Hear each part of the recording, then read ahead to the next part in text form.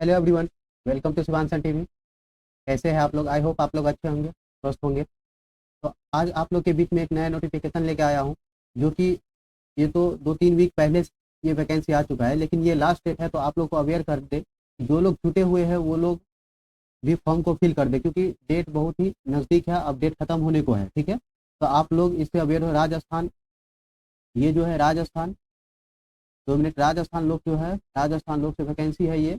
राजस्थान लोक सेवा आयोग क्या है? राजस्थान लोक सेवा आयोग की जो है ये वैकेंसी है। ठीक है, जिसमें आप लोग के बीच दिख रहा होगा ये जो वैकेंसी है। हिंदी के लिए 1065 है, अंग्रेजी के लिए 1150 है, संस्कृत के लिए 842 है, गणित के लिए 1184 है, विज्ञान के लिए 1160 है, सामाजिक विज्ञान के लिए 401 है, उर्दू के लिए 48 है, पंजाबी के लिए 11 है, हिंदी के लिए 2 है, गुजराती के लिए 1 है, और टोटल जो है वो 5804 वैकेंसी। और इधर अनुसूचित क्षेत्र हेतु अनुसूचित के लिए इतना कर दिया गया। टोटल मिला के 6500 वैकेंसी है। ठीक है, तो हम लोग आगे बढ़ते हैं और बताते हैं आप लोग को आगे की जानकारी। ये जो है आप लोग सरकारी रिजल्ट किस पे, सरकारी रिजल्ट पे जाएंगे आप लोग, सरकारी सरकारी रिजल्ट के .com पे जाएंगे, और वहाँ पे इस वैकेंसी का ऑप्शन लेटेस्ट जॉब में स्टार्ट में ही होगा। उस पर क्लिक करके आप नीचे आएंगे तो वहाँ पे नोटिफिकेशन डाउनलोड लिखा होगा, नोटिफिकेशन डाउनलोड लिखा होगा, वहाँ से नोटिफिकेशन आप लोग डाउनलोड कर लेंगे और पढ़ लेंगे पूरी तरह से उसको, कि कैसे क्या इसमें लिखा हुआ है, क्योंकि पूरी जानकारी है कि कितना कहाँ कब से कब तक फॉर्म फिल करना है, डेट क्या है, और कुछ आप लोग को बता भी दे रहे हैं हम। देखिए, सबसे पहले आप लोग को बता दें, इसमें ज़रूरी बातें ये है कि आप लोग की एग्ज़ाम जो है वो कब होगी, और ये एग्ज़ाम में फॉर्म फिल करने के लिए क्या क्या एलिजिबिलिटी होनी चाहिए और क्या क्या ज़रूरत है। देखिए, RPSC second grade teacher requirement 2025, total post कितना है? टोटल पोस्ट आपका 6500 है। ठीक है, इसमें ऑनलाइन नोटिफिकेशन जो है, नोटिफिकेशन डेट जो है 17 जुलाई 2025 को ही आया था। ठीक है, ऑनलाइन जो है अप्लाई जो है वो 19 अगस्त को स्टार्ट हुआ था। ठीक है, और ऑनलाइन जो है ये लास्ट डेट जो है 17 सितंबर, और पेमेंट का डेट भी वही है 17 सितंबर। ठीक है, और फी का बात कर ले तो जनरल के लिए और अदर स्टेट के लिए 100 है, और एससी एसटी ओबीसी बीएससी के लिए 400 है। हाँ, एक बात ध्यान रखना, अगर आप लोग फॉर्म में कोई भी गलत करते हो तो आपका करेक्शन जो है, करेक्शन चार्ज लग जाएगा, क्योंकि इसमें जो फॉर्म का जो करेक्ट करना है तो करेक्ट करने के लिए पैसा लगता है, वो 500 रुपया है। कितना? 500 है, करेक्शन चार्ज है। ठीक है, और आगे आप लोग को बता दें कि मैक्सिमम एज जो है, मैक्सिमम एज वो है 40, और मिनिमम जो है 18। तो 18 से 14 के बीच में आप लोग फॉर्म को फिल कर सकते हैं। हाँ, और ये जो है ध्यान रखने वाली बात ये है कि आप लोग एक बात को ध्यान रखेंगे कि ये जो है छूट भी दिया गया, 5 साल का छूट भी है एज में। ठीक है, तो वह आप लोग को जो दिखाया हूँ अभी नोटिफिकेशन, वो नोटिफिकेशन जाकर डाउनलोड कर लेंगे और देख लेंगे उसमें किस कैटेगरी में उसको कौन सा, जो अत्यंत पिछड़ा है, एससी है, एसटी, जो भी आप लोग आते हो जिस भी कैटेगरी से, वो अपना देख लेंगे, क्योंकि उसमें एज रिलैक्सेशन है। ठीक है, तो वो आप लोग जाके देख लेंगे। लेकिन मिनिमम एज जो है वो 18 है, और मैक्सिमम है वो 14 है। और योग्यता, योग्यता इसमें फॉर्म वही फिल कर सकते हैं जो बीएड किए हुए हैं, या बीएससी बीएड किए हुए हैं, या बीए बीएड किए हुए हैं, जो अपियरिंग में। हाँ, और ध्यान रखने की वाली बात है, फॉर्म तो फिल कर सकते हैं, फॉर्म क्या कर सकते हैं, फिल तो कर सकते हैं, फर्स्ट ईयर वाले भी, सेकेंड ईयर भी वाले भी, थर्ड ईयर वाला भी, और फोर्थ ईयर वाला। लेकिन एग्जाम का डेट दे दिया है, जुलाई में इसका एग्जाम है। कब है? जुलाई 2026 में इसका एग्जाम है।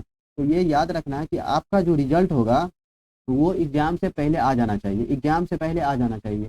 अगर एग्जाम से पहले आपका रिजल्ट नहीं आता है, आपका अगर रिजल्ट नहीं आता है तो फिर क्या अयोग्य घोषित कर दिया जाएगा, क्या अयोग्य घोषित कर दिया जाएगा।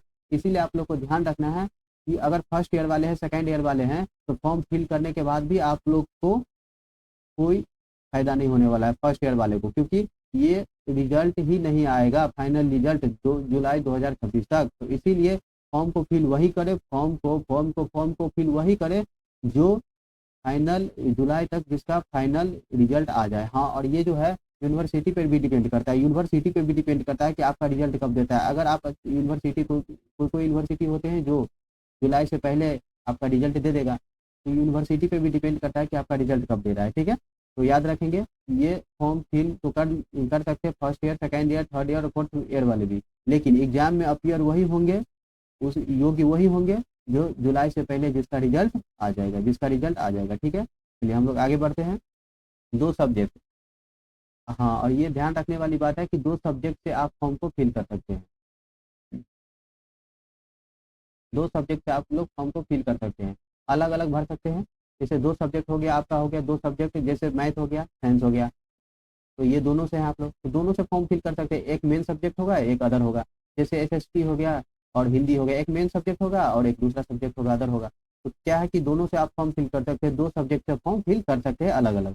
लेकिन हाँ, ध्यान रखना ये है कि मेन सब्जेक्ट से ही फॉर्म फिल करें, क्योंकि दो एग्जाम मिस करते हैं लगातार तो ओटीआर ब्लॉक कर दिया जाएगा। ये बहुत ध्यान रखना है आप लोग को।